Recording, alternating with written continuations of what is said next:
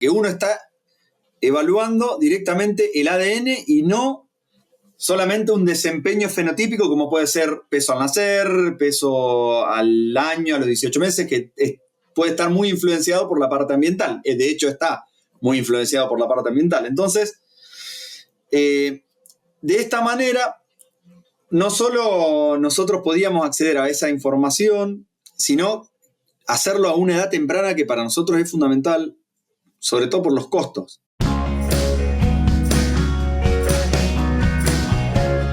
Buenas tardes, bienvenidos a este nuevo episodio de Carnecast. Mi nombre es Mauro Venturini, hoy con un poco de dificultad para hablar, pero creo que los mates que tengo preparados me van a ayudar a sobrellevar la entrevista. Si bien quien va a decir las cosas más interesantes va a ser el invitado que tenemos hoy, el doctor Pablo Veiga, a quien conocí en momentos en los cuales estábamos haciendo la especialidad en reproducción. Y bueno, después las cuestiones laborales y de las vidas nos llevó por diferentes caminos, pero estuvimos siempre en contacto, así sea a la distancia. Y hoy lo convocamos para hablar de un tema muy importante, muy intrigante, que año a año todos los vemos en el momento de ventas de reproductores, exposición de reproductores. Vemos su trabajo, pero no siempre entendemos puntualmente y con criterio qué es lo que están haciendo. Pablo, bueno, como dije, médico veterinario, compartimos algunas materias haciendo la especialidad en reproducción, y él después se dedicó pura y exclusivamente a cabaña de la raza Angus. Así que, Pablo, contanos, después de que terminamos aquella especialidad, cómo fuiste perfilándote dentro de tu campo laboral, especializándote y haciendo tu expertise, que hoy, como decíamos recién, fue off the record. Ya pasaron más de 20 años de ir recogiendo experiencia y haciéndote de toda una vida trabajando con cabaña, en especial de la raza Angus. ¿Cómo andás, Mauro? Primero te quería saludar. Bueno, hacía ratazo que no hablábamos, así que la verdad que, bueno, un gusto que hayamos retomado la comunicación. Y bueno, como decías vos, bueno, hace más de 20 años que estoy acá dedicándome a la parte de cabaña. Hicimos la especialidad en el Irak, bueno, en Córdoba junto a la especialidad de reproducción. Por suerte, a partir de ahí, casi todas las cosas que habíamos aprendido en ese momento yo cuando arranqué la especialidad estaba trabajando en un tambo muy chiquito, no se aplicaba ninguna biotecnología más que inseminación. Pero bueno, a partir de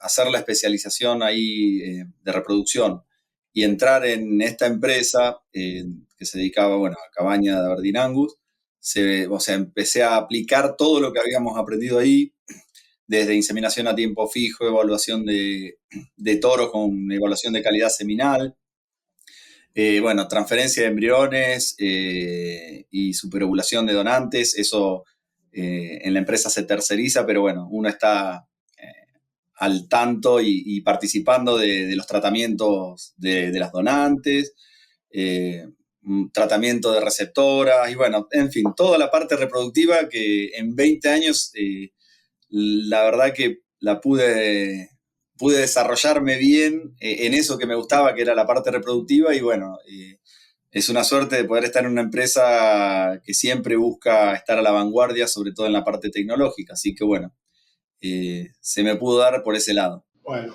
te tengo que preguntar algunas cosas referidas a tu labor dentro de la cabaña y a todo lo que aprendiste respecto de la raza Angus en particular. Pero primero, para no irnos de tema, recién hablaste de biotecnología reproductiva. La verdad que a mí me pasó algo parecido, de hecho lo compartíamos en ese momento. Una gran ventaja es estar cursando determinadas materias que vos le encontrás aplicación inmediata cuando volvés a tu casa y te vas a trabajar el día lunes. También me pasaba lo mismo a mí con alguna cabaña de las razas acá del norte y algunos campos de cría, así que eso fue fantástico para mí también. Pero lo que quería preguntarte, cuando hablaste de transferencia de embriones, hablaste de protocolos de superovulación, ¿están utilizando la tecnología in vitro y en qué porcentaje, si es 100% o en forma combinada? Y acerca de los resultados, ya que sabemos que es una tecnología muy nueva, pero que ha tenido una mejoría en su eficiencia impresionante en los últimos años. Sí, la verdad que, bueno, nosotros la incorporamos a partir del 2017. Es muy interesante. Nosotros no hacemos el 100% in vitro, pero te diría un 70% de los embriones que en este momento se están produciendo son in vitro. Sobre todo lo empezamos a utilizar en donantes que ya no respondían al tratamiento superovulatorio tradicional, en ese tipo de donantes, en las donantes muy viejas, que por ahí al seguir sometiéndola a hormonas, cada vez respondían menos. Entonces, y aparte no queríamos por ahí que estén junto a las otras donantes por la misma monta que puede llegar a producir algún problema de locomoción. Entonces, esas donantes también quedaban reclutadas solo para in vitro. Y aparte, bueno, que es una técnica que no requiere manejo previo del animal en cierres previos directamente. El día que viene el muchacho a hacer la aspiración folicular, se lleva la hembra a la manga y ahí arranca. Y tenés gran posibilidad de hacerlo desde ternera hasta la hembra preñada, hasta los 3-4 meses de preñez. Así que la verdad que es una técnica sumamente interesante, con sus temas, que en nuestro caso te puedo decir por ahí el peso al nacer muy errático. Hemos tenido terneros de 50 kilos como de 28 con la misma combinación de embriones, una cosa que es común, pero bueno, hay que estar preparado para por ahí esperar algún parto de un ternero muy grande, sobre todo con los de in vitro. Pero sí, nosotros consideramos que son técnicas, como te digo, no, está bueno combinarlas, no volcarse a una o a otra, porque primeramente, ponele, en el tema de embriones convencionales, nosotros tenemos en los últimos 15 años un promedio de embriones congelados de 9,9 en 15 años, congelados. Nosotros no hacemos fresco por una cuestión de mejorar la utilización de las receptoras. Se programa la obtención de embriones por un lado. Una vez que están los embriones congelados y se tiene un stock de embriones, se sincronizan las receptoras y nunca te sobran o te faltan receptoras porque todos los embriones están congelados. Entonces eso nos permite ser mucho más eficiente incluso en la utilización de receptoras.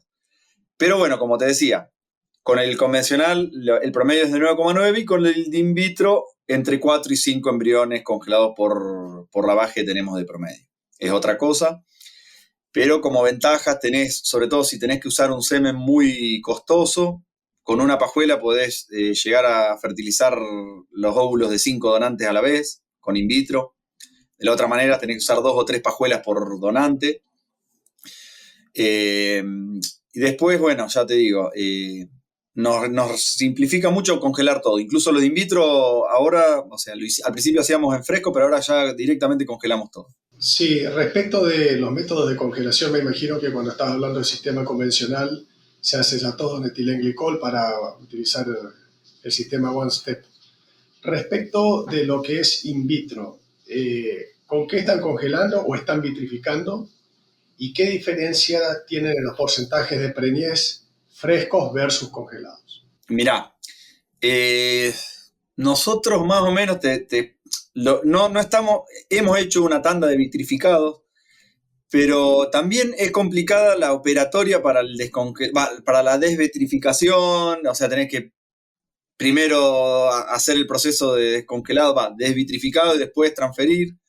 Así que nosotros ahora hacemos todos los embriones in vitro direct transfer, ¿no? O sea, se descongelan como un embrión congelado tradicional y los porcentajes de preñez, ya te digo, rondan alrededor entre el 40 y el 50%, que es muy bueno para lo que nosotros esperábamos. Sí, sí.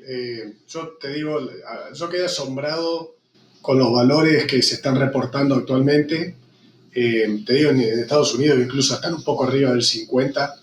Por eso te decía al principio lo que mejoró la técnica, lo rápido que mejoró la técnica, porque al principio, no sé si recordás que hablaban de 28, 30, bueno, y seguramente el techo está muy alto todavía para seguir mejorando, así que evidentemente es una técnica que vino para quedarse. Y otra cosa que también coincido es lo de la utilización de las dos, porque lo que vos mencionaste de la heterogeneidad en el peso al nacer se lo ve en todos lados. Aparentemente tiene que ver con el enriquecimiento de los medios de cultivo de los ovocitos.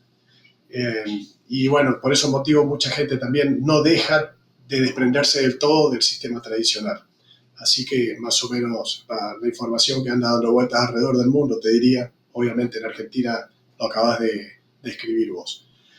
Pablo, pasando a la próxima etapa, hablaste de tu labor en la parte de reproducción y ¿qué hace un veterinario de cabaña? ¿Cómo es tu día a día? ¿Cómo programás tu mes de trabajo o tus temporadas de trabajo? De acuerdo que estés temporada de servicio, temporada de tete. ¿Sos el que te encargas únicamente de estar encima del animal que necesita asistencia sanitaria? ¿O programás actividades, qué sé yo, recolección de datos para sacar EPDs? Contanos un poco cómo es la vida interna en una cabaña tan grande y tan prestigiosa como la que estás trabajando. Bueno, sí, en realidad no deja de ser un rodeo de crías, si se quiere verlo así. O sea, tenés actividades muy estacionadas. Por ejemplo, en la época de primavera organizamos los servicios, que son todos a tiempo fijo, tanto en el establecimiento acá de Balcarce como en el de Olavarría. Hacemos todo inseminación a tiempo fijo. Arranca en fin de septiembre con las vaquillonas, después sigue con las vacas octubre y noviembre. Acá en Balcarce y en Olavarría solamente inseminamos todo en octubre, que es... perdón, pensé que me habías preguntado algo. Bueno, no, te decía, en Olavarría, que es un rodeo de cría tradicional, en realidad es un rodeo que es cabaña porque es puro controlado.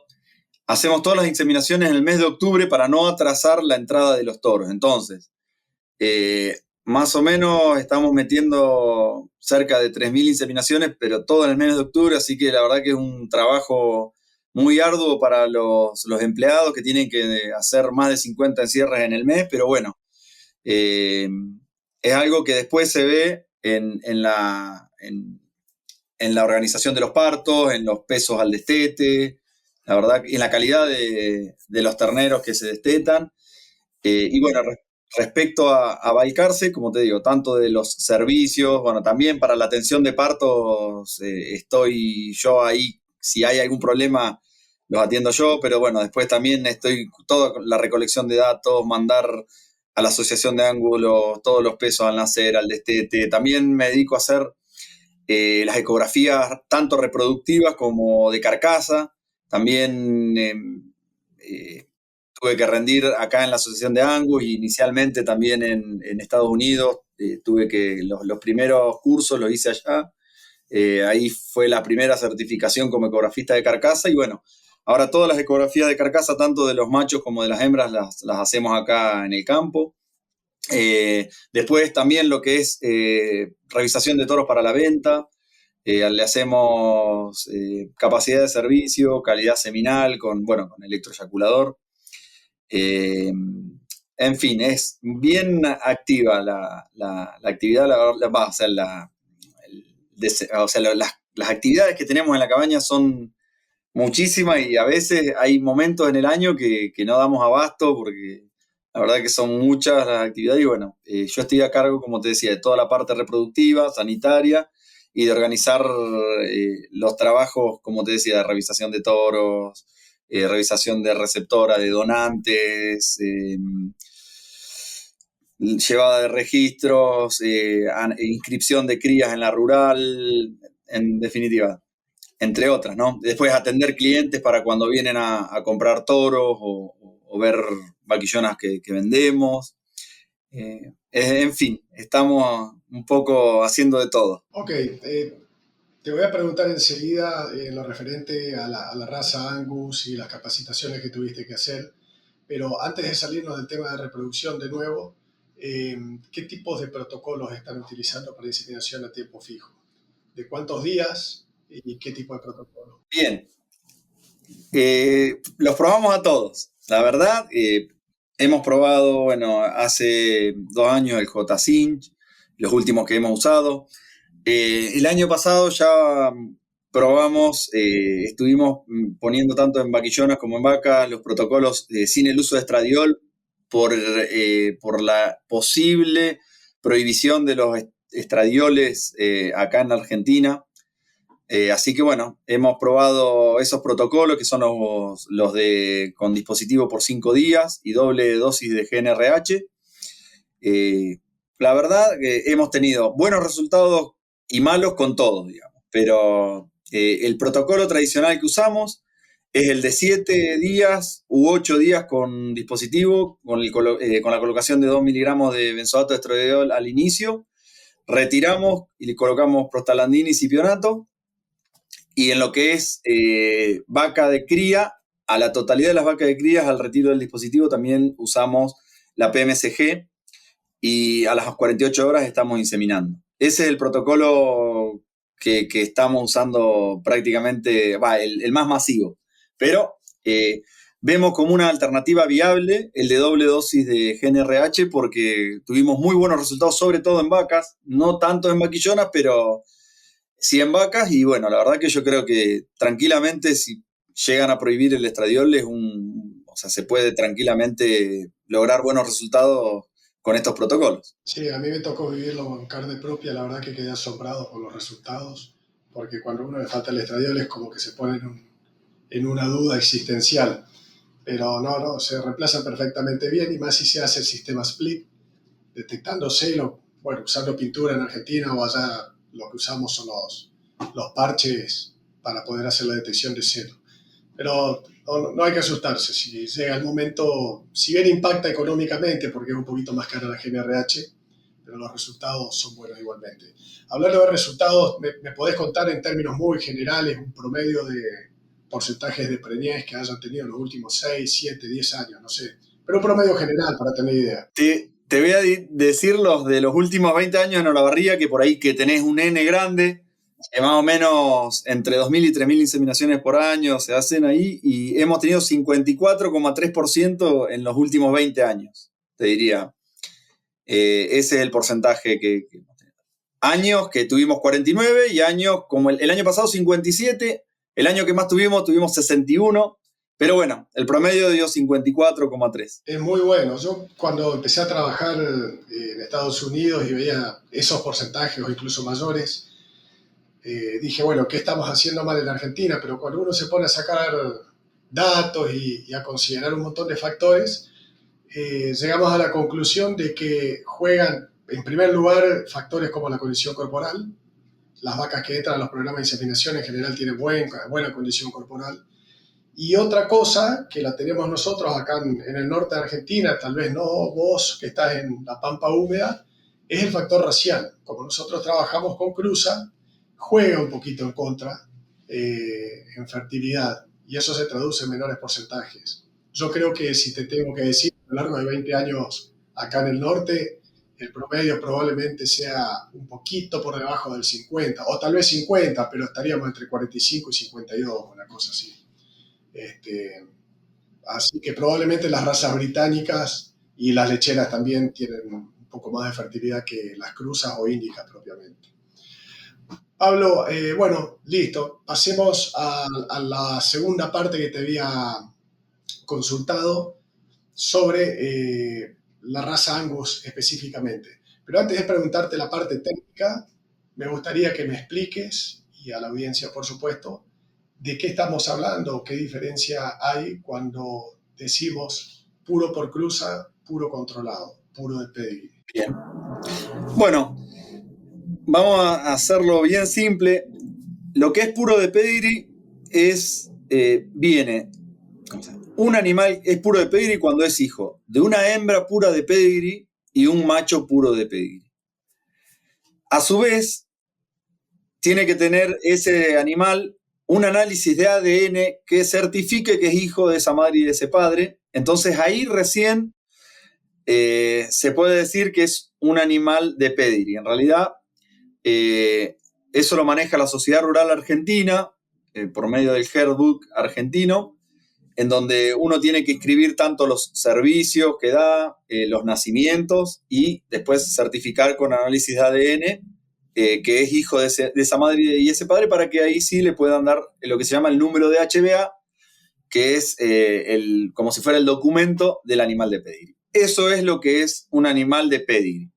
Ahora, todo lo que es puro por cruz o puro controlado, arranca de vientres generales, en este caso vientres negros generales, que tienen que pasar inicialmente por un proceso de clasificación del personal de la Angus, que son los clasificadores, que son veterinarios, que tienen que inspeccionar el animal y ver si tiene las características raciales del Angus. Recién ahí le pone la primer marca, que se llama, es una madre Angus seleccionada o más. Vientre más es la primera clasificación de un inspector de Angus que certifica que ese animal tiene características de Angus. Bueno, a ese animal uno le tiene que dar servicio con un toro de pedigree, es decir, un toro con papeles. Los hijos machos de ese vientre más, siguen siendo generales. En cambio, las hijas hembras pasan a ser vientre base, previa clasificación del inspector de Angus. A su vez, ese vientre base se le tiene que dar servicio con un toro de pedigree, puede ser por inseminación o servicio natural, y los hijos machos siguen siendo generales, y ahí las hijas hembras ya pasan a ser puras controladas si las clasifica el clasificador, ¿no?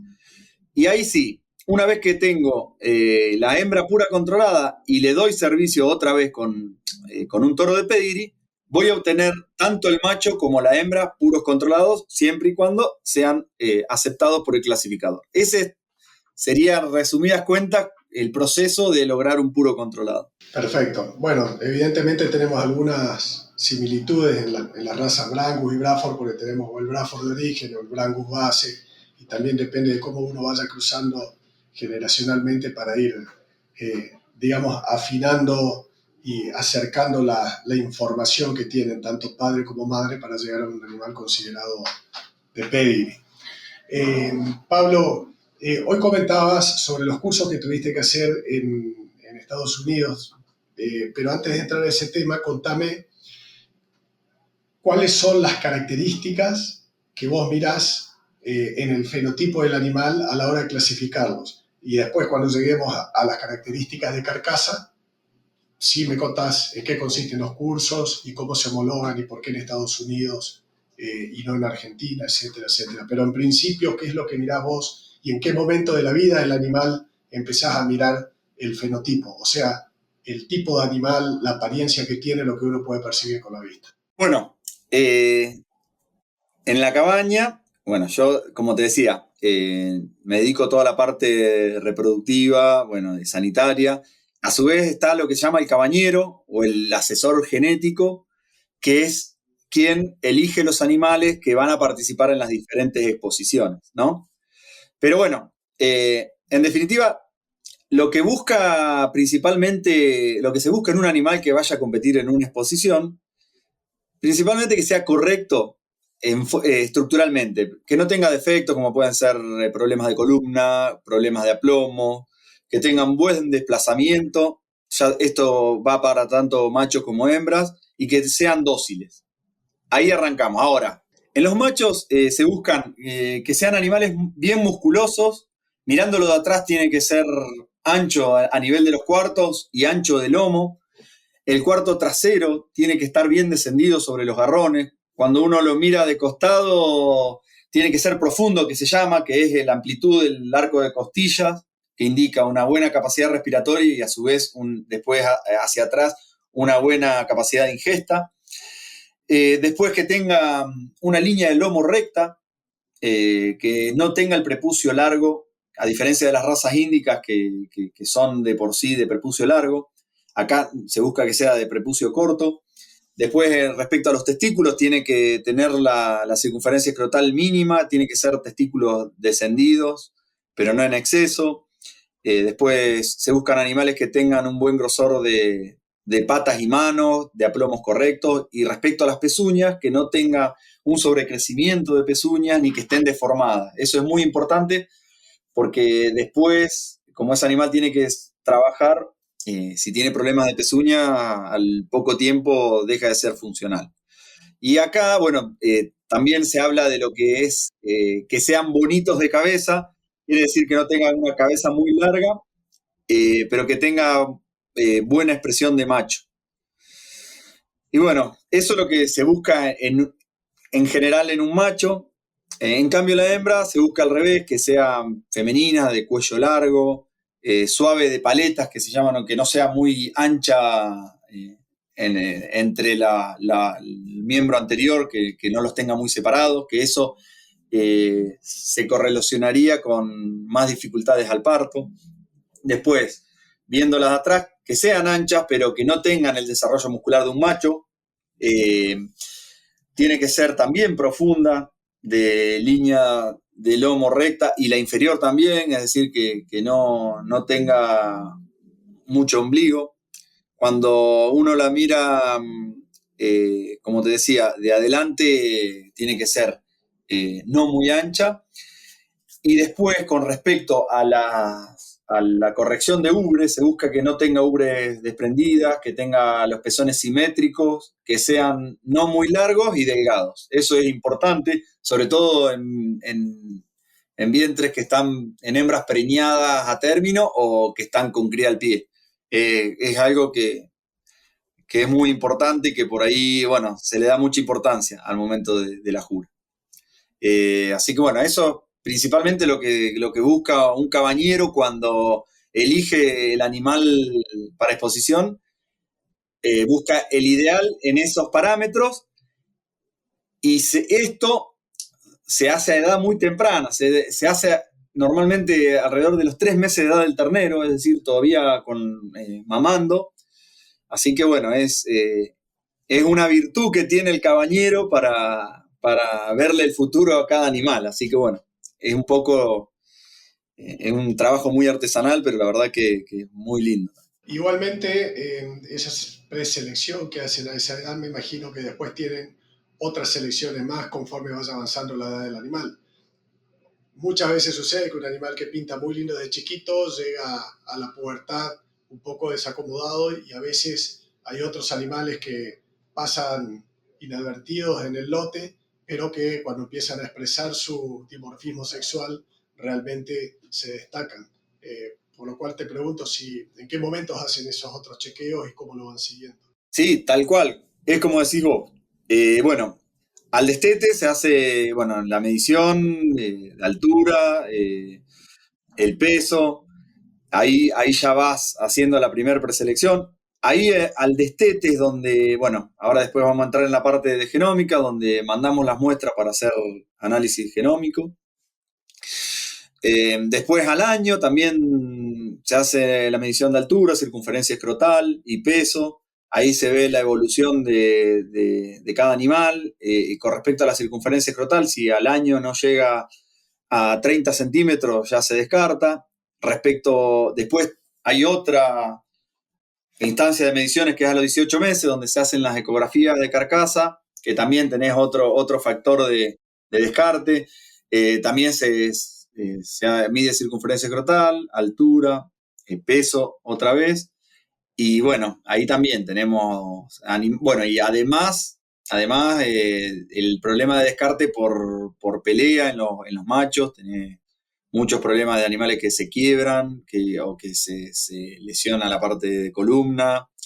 Es muy común, o las paletas que se golpean. La verdad que de todos los animales que uno pretende vender, lamentablemente no llegan todos a destino. Claro.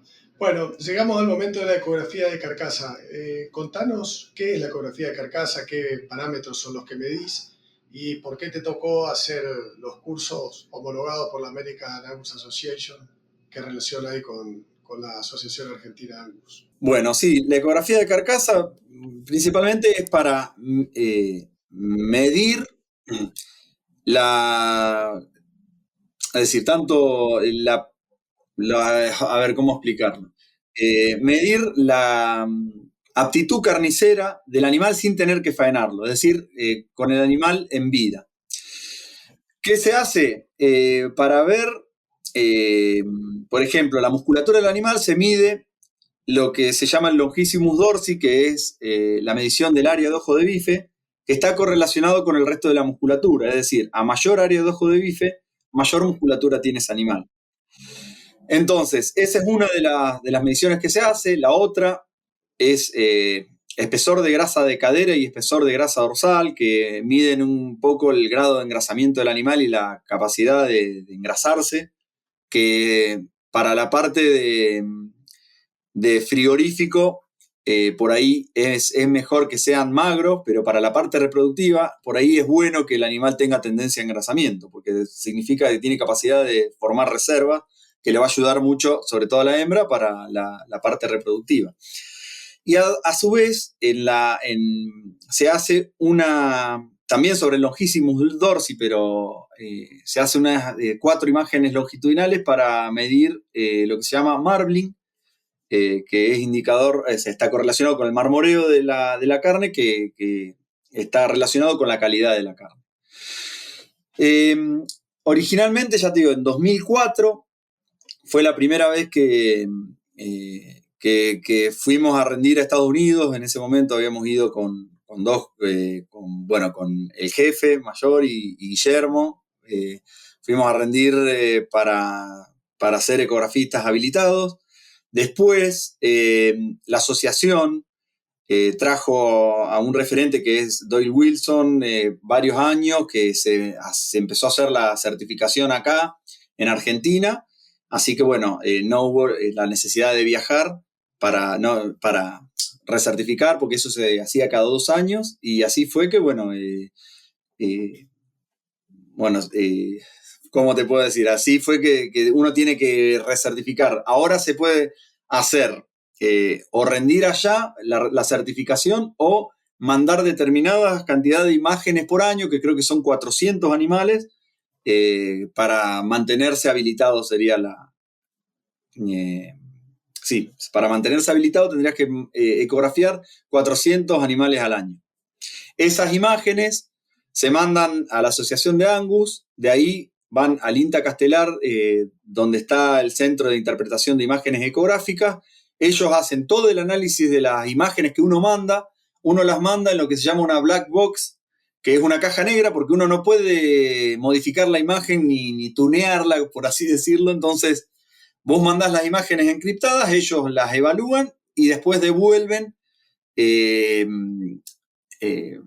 las mediciones de cada animal, y esas mediciones sirven para evaluar los distintos reproductores, ¿no? Ok. Pablo, ¿por qué, vuelvo a la pregunta inicial, lo hacen a través de la Asociación Americana? ¿Cuál es la relación entre la Asociación Americana y Argentina que tiene que canalizarlo a través de ellos? ¿O es simplemente un convenio de capacitación? No. Originalmente se hizo en la asociación, allá en la Asociación Americana de Angus, porque acá no había cursos de certificación de ecografista de carcasa. Se hacía allá sí o sí. Después, la asociación pudo traer como te decía, a Doyle Wilson, para que él evalúe los técnicos locales y los apruebe, porque la prueba se hacía acá en Argentina. Entonces así fue la metodología. Entonces no había la necesidad de viajar a Estados Unidos para recertificarse. Es decir, vos si querés lo podés hacer, viajar para recertificarte, pero estaba la posibilidad porque la asociación ya se había contactado con los que certificaban en Estados Unidos y lo traían cada 2 años para certificar acá. Esa fue la relación, pero después las imágenes en un principio se mandaban tanto a Estados Unidos como al Centro de Interpretación de Imágenes Ecográficas, y nosotros cuando recibíamos los resultados de Estados Unidos, los mandábamos a la Asociación de Angus para que se pueda hacer un chequeo digamos, de cómo estaban midiendo las dos asociaciones, ¿no? Pero ahora sí, ahora lo maneja directamente la Asociación de Angus con el Centro de Interpretación de Imágenes Ecográficas del INTA Castelar. Perfecto. Me imagino que una vez que tienen toda esa información de características fenotípicas, entre ellas los datos de carcasa, pero también peso al nacer, peso al destete, la asociación Angus elabora los DEPs, ¿verdad? Exactamente, exactamente. Resulta que desde hace unos años atrás tenemos una herramienta muy importante y que no sustituye, pero sí se complementa, es complementaria con los DEPs, que es la genómica. ¿Podés explicarnos de qué se trata y qué tipo de muestras toman para hacer esas evaluaciones? Perfecto, bueno, como vos decís, son todas técnicas complementarias que vienen a sumar. Nosotros desde el 2014 que arrancamos con los análisis de genómica en todos los animales, arrancamos primero con las donantes y algunos toros padres, pero después a partir de 2015 empezamos a muestrear todos los animales de reposición nuestros, tanto hembras como los machos, tanto que salían a la venta como los que nos quedábamos de toros padres. Y bueno, ¿cuál es lo que nosotros veíamos como posibilidad en el tema de la genómica? Primero, por la objetividad de la técnica, porque uno está evaluando directamente el ADN y no solamente un desempeño fenotípico como puede ser peso al nacer, peso al año, a los 18 meses, que puede estar muy influenciado por la parte ambiental. De hecho, está muy influenciado por la parte ambiental. Entonces, de esta manera, no solo nosotros podíamos acceder a esa información, sino hacerlo a una edad temprana que para nosotros es fundamental, sobre todo por los costos. No es lo mismo hacerlo en un animal, esperar a los 18 meses, a ver qué área de ojo de bife tiene, que mandar una muestra al destete para que te diga qué aptitud de área de ojo de bife o bueno, qué aptitud carnicera tiene ese animal o qué aptitud de crecimiento, tanto de peso final como peso al año, como qué aptitud de facilidad de parto puede transmitir. Entonces, lo que nosotros empezamos a hacer fue muestrear todos los terneros y terneras de reposición, mandar esa información a ese laboratorio que nos hace el chequeo y después comparar los resultados que nos mandaba el laboratorio con la performance real de los animales, tanto muestreados como los hijos de los animales muestreados, ¿no? Entonces, ya tenemos más de 2.000 animales genotipados y veíamos, por ejemplo, para peso al nacer, que entre nosotros, la información que la recibís con lo que se llama valor predictivo molecular y un porcentaje de la población en que se encontraría para ese valor ese animal. Vamos a suponer, para peso al nacer me dice un determinado valor molecular y me dice que está rankeado dentro del 10%. ¿Qué quiere decir eso? Es que está dentro del 10% que más liviano me va a dar en peso al nacer. Bueno, nosotros, con toda la información que recibimos, ¿qué hicimos? Rankeamos los animales, vamos a suponer, para peso al nacer, en lo que me daban entre el 0 y el 20% más liviano, entre el 20 y el 40, entre el 40 y el 60 y así. Una vez que rankeamos eso, vimos la performance real de cada uno de esos animales. Bueno, por ejemplo, para peso al nacer, vimos que la diferencia entre un grupo y otro eran 3 kilos, es decir, los animales de genómica más liviano pesaban 3 kilos menos que los animales que me daba por genómica más pesado. En este caso nosotros no habíamos aportado ningún dato más que el pelo del animal. Para peso al destete, por ejemplo, encontramos una diferencia entre los grupos igual así rankeados de 17 kilos. Es decir, si uno después como productor puede elegir qué es lo que quiere criar y demás, pero vemos que hay 17 kilos entre un grupo y otro grupo. Es decir, cada 10 animales que yo paso de un grupo a otro, estoy ganando un ternero en kilos, ¿no? Un poco el número es así. Y bueno, y respecto al peso al año, una diferencia de más de 30 kilos tuvimos entre grupos. La verdad que nosotros lo que veíamos era que correlacionaba mucho con lo que pasaba en el campo y bueno, cada vez lo tomamos como criterio de selección más importante. Otro ejemplo muy práctico que nos sirvió el tema de la genómica Es que nosotros, como te decía, en el campo de la barría, que hacemos en torno de 15 meses, ya hace algunos años, veíamos que el primer año el 80% de la asistencia de los partos la tuvimos en los terneros hijos de toros de repaso, el 80%, ¿no? ¿Por qué el 20% en la inseminación? Porque uno elige un toro seguro y de facilidad de parto aprobada, principalmente por eso. Bueno, a raíz de que empezamos por genómica, a elegir los toros más extremos en facilidad de parto y usamos esos toros extremos en facilidad de parto en el repaso de las vaquillonas de 15 meses, a partir de ahí la asistencia de parto fue repartida, 50% para cada grupo. Entonces, y estamos hablando de más de 800 vaquillonas, o sea, un N importante. Entonces, la verdad que a nosotros nos sirvió mucho y es realmente aplicable, ¿no?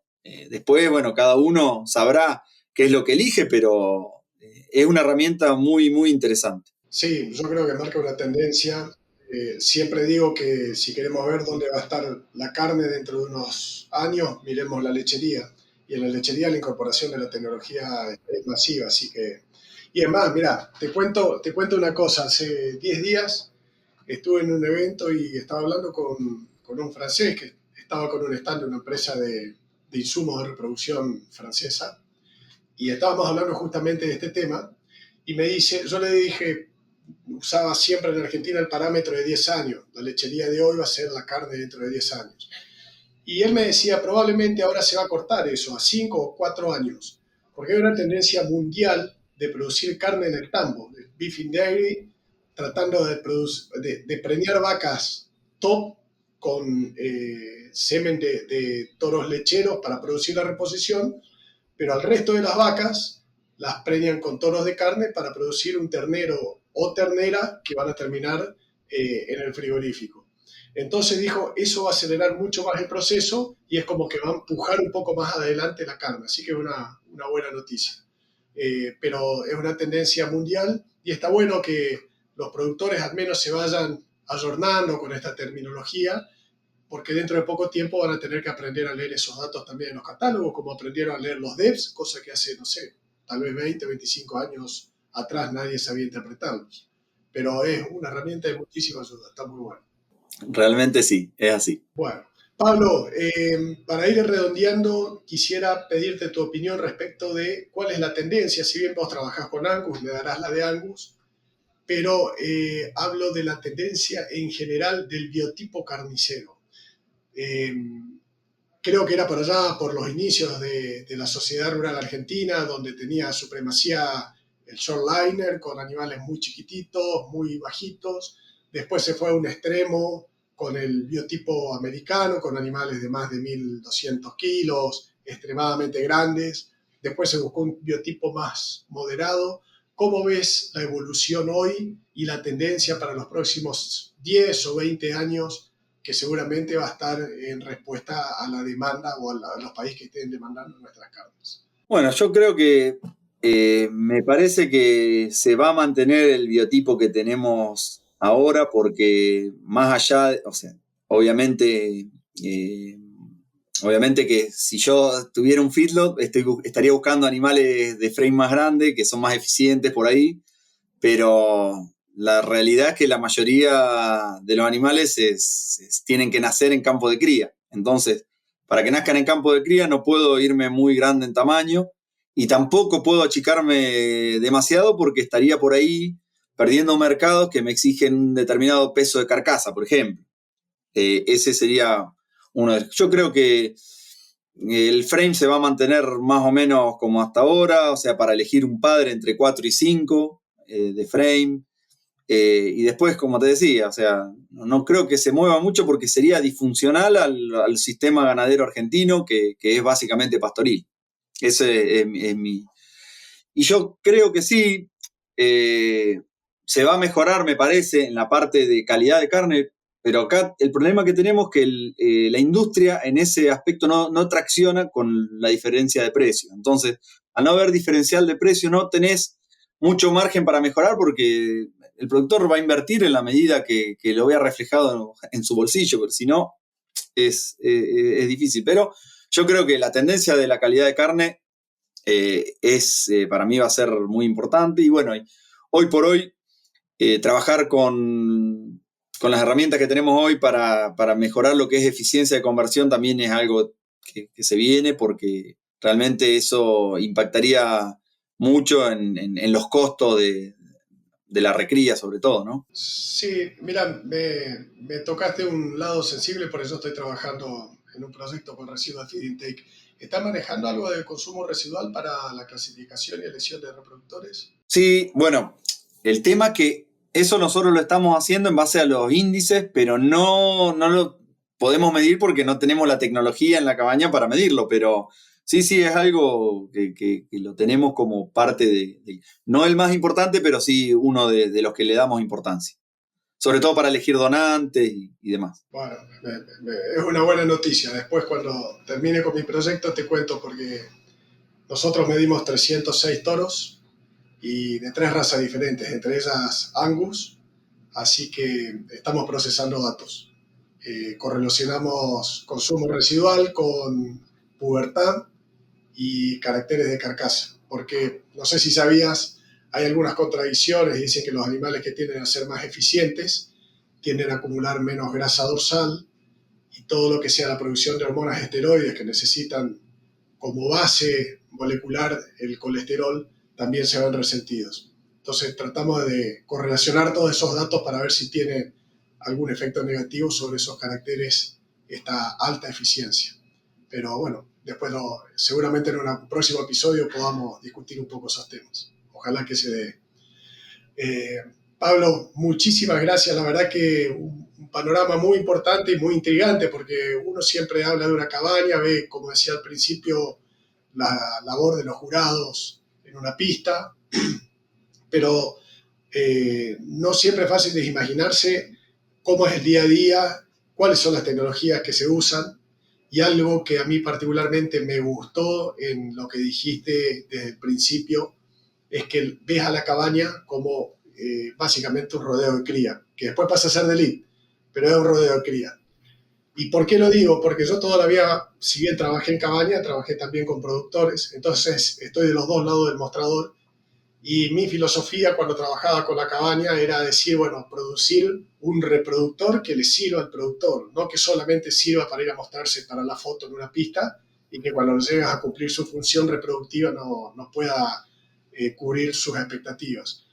Y el buen inicio es lo que vos acabaste de decir, estar consciente de que es un sistema de cría, tiene que salir pensado como un sistema de cría, no solamente para ir a no es un zapato de vidriera, sino un zapato que está para mostrarse en la vidriera, para que se venda, pero que después va a ser usado en diferentes suelos, terrenos, tierra, barro, etcétera. Así que comparto totalmente esa filosofía y creo que parte del éxito que tiene la empresa donde trabajar probablemente se deba a eso, porque el reproductor le es útil al cliente que es el criador, ¿no? Sí, bueno, la verdad que, bueno, muchas gracias.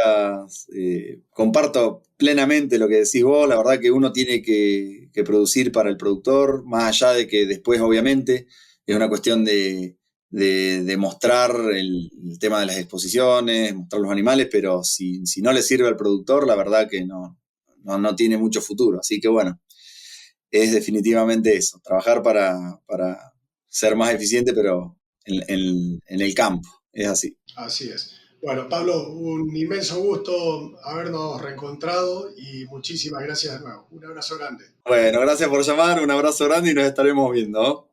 Chao, Mauro. Dale, chao, chao.